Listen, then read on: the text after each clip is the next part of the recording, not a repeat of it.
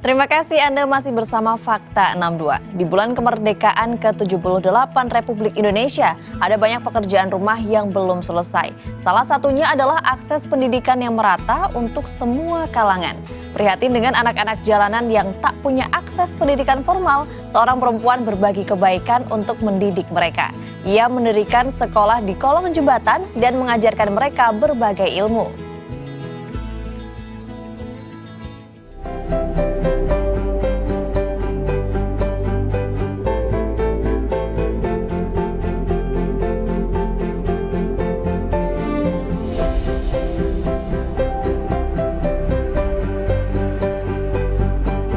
Satu kebaikan melahirkan 1000 cerita cinta dan karya.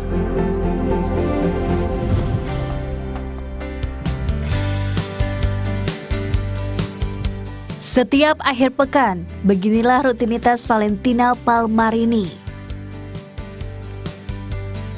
Menyiapkan berbagai alat tulis, mewarnai, dan perlengkapan lain.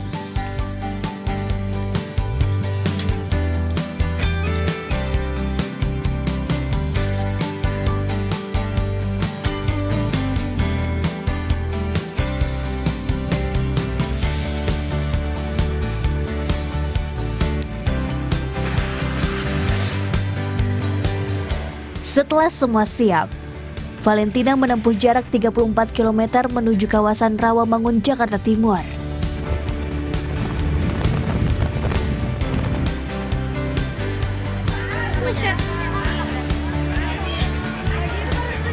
Ini dia, ladang berbagi milik Valentina, rumah belajar pelangi Nusantara.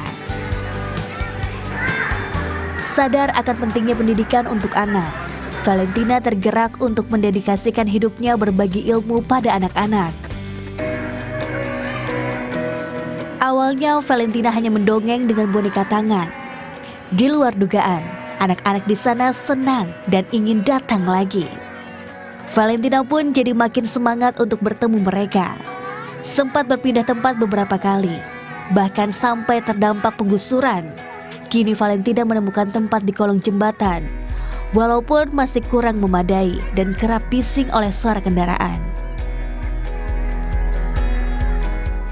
Kenapa saya ngambil di sini? Karena tengah-tengah. Jadi mereka kurang lebih sekitar 300 meter dari rumah ke sini, yang di sebelah sana juga sekitar 200 meter. Karena kalau saya mau ambil yang agak jauh, nanti kasihan mereka harus jalan kaki seperti itu. Lalu anak-anaknya itu usia range-nya itu dari usia 3 tahun sampai usia 13 tahun.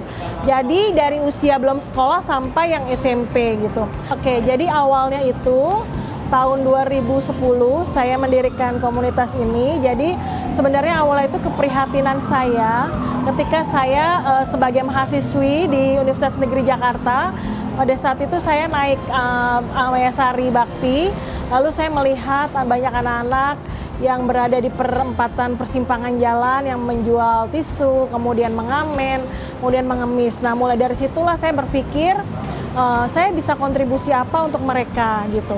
Jadi karena background saya adalah pendidikan anak usia dini, jadi saya rasa saya cocok untuk bisa kontribusi terhadap anak-anak itu.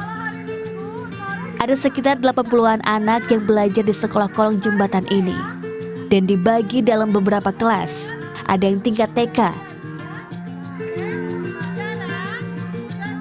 kelas 1 sampai 3, lalu kelas 4 sampai SMP.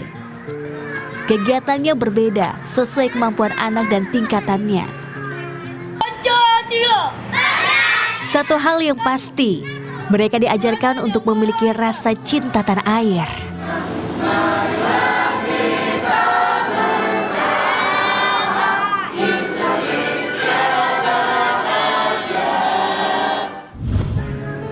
Berbagi kebaikan bisa menginspirasi orang lain untuk ikut serta. Ketulusan Valentina dalam berbagi membuat Kasmuri, relawan yang sudah ikut mengajar di sekolah ini sejak 2015, terinspirasi. Motivasi buat saya, beliau aja bisa. Beliau dari Petukangan, Jakarta Selatan, datang ke Rawamangun, Jakarta Timur yang jaraknya cukup jauh. Beliau datang dari pagi mempersiapkan segalanya untuk berkegiatan di sini. Itu yang membuat saya beliau aja yang perempuan aja sekuat dan sesemangat itu. Saya yang laki-laki juga nggak boleh kalah. Saya pun ingin berkontribusi terutama dalam bidang pendidikan. Indira, siswi SMK yang dulu menjadi murid di Rumah Belajar Pelangi Nusantara, kini ikut menjadi relawan. Kebaikan Valentina membuat Indira tergerak membantu, berbagi ilmu pada adik-adiknya. Makasih buat Kak Valen, udah ngajarin aku sampai sejauh ini, sampai aku mau jadi volunteer di sini. Orang tua anak-anak di sini sangat berterima kasih dengan adanya rumah belajar ini. Anak-anak mereka jadi termotivasi untuk melakukan aktivitas positif. Kak Valen orangnya humoris juga, maksudnya bisa membimbing anak-anak dengan baik dan benar, gitu kan. Juga belajar gimana sih untuk anak-anak ini supaya mengerti dengan keadaan lingkungan juga. Bisa bermain, bernyanyi, dan berbagi ilmu dengan anak-anak menjadi kebanggaan tersendiri bagi Valentina. Pendidikan adalah tanggung jawab kita bersama. Itu yang buat saya menjadi, saya seorang pendidik, walaupun saya bukan di instansi, saya saya bukan lembaga sendiri, tapi saya tetap sampai detik ini saya di bidang pendidikan, karena sebagai pendidik itu tidak ada pensiunnya. Sampai meninggal pun dia masih seorang pendidik gitu kan, guru. Tak perlu menunggu untuk punya segalanya. Berbagi kebaikan bisa dilakukan oleh siapa saja. Apalagi jika berbagi ilmu kepada anak-anak generasi penerus bangsa yang punya sejuta mimpi dan asa untuk masa depan yang lebih baik. Patrick Jonathan, Eki Rizky melaporkan untuk NET.